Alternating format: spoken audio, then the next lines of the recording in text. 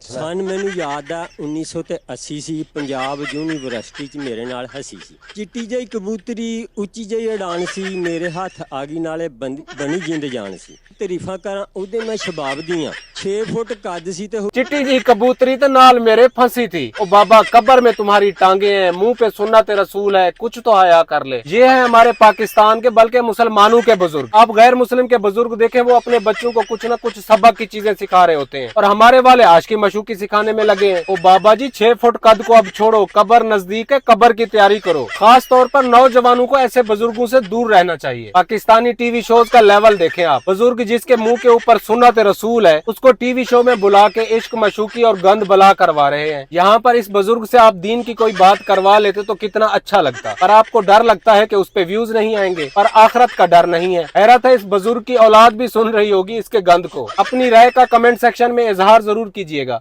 That's it.